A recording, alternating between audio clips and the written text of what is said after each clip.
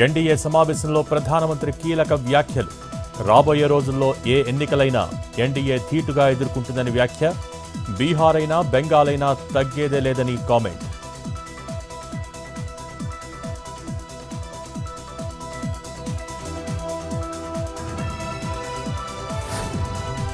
ఏపీని జగన్ అప్పుల కుప్పగా మార్చారు.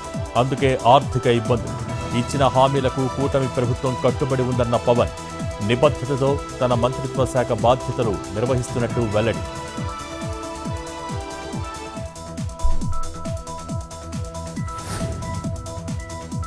కాంగ్రెస్ బీఆర్ఎస్కి ప్రజల్లోకి వచ్చి ఓట్లు అడిగే ధైర్యం లేదు.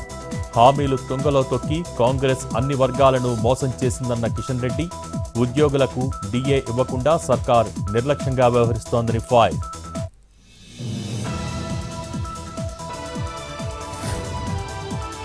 కాళేశ్వరం ప్రాజెక్టును నిర్మించింది నీటి కోసం కాదు, బీఆర్ఎస్ నేతల జేబులు నింపేందుకే అన్న ఉత్తమ్. ఏపీ జలదోపిడీకి గత ప్రభుత్వం సహకరించిందన్న మంత్రి.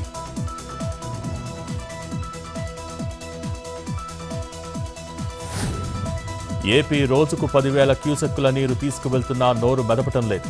రేవంత్ సర్కార్పై హరీష్ రావు ధ్వజం. కేఆర్ఎంపీ ముందు ధర్నా చేద్దామని పిలుపు.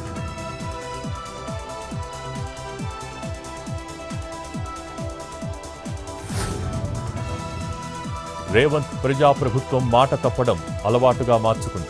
ఎల్ఆర్ఎస్ పేరుతో జనాన్ని దోచుకోవటానికి సర్కార్ సిద్ధమైందన్న ప్రశాంత్ రెడ్డి. ఇదే విషయంపై విపక్షంలో ఉన్నప్పుడు కాంగ్రెస్ యాగి చేసిందని కామెంట్. ఇచ్చిన మాట ప్రకారం ఎల్ఆర్ఎస్ ఉచితంగా అమలు చేయాలని డిమాండ్.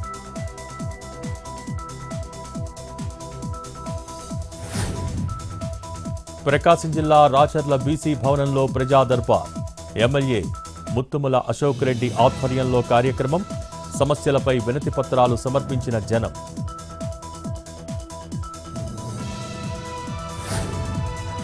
హైదరాబాద్ అంబర్పేటలో 4 8వ తరగతి విద్యార్థులు మిస్సింగ్.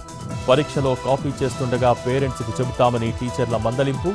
కాచిగూడ రైల్వే స్టేషన్ నుంచి వెళ్లిపోయినట్టు గుర్తింపు.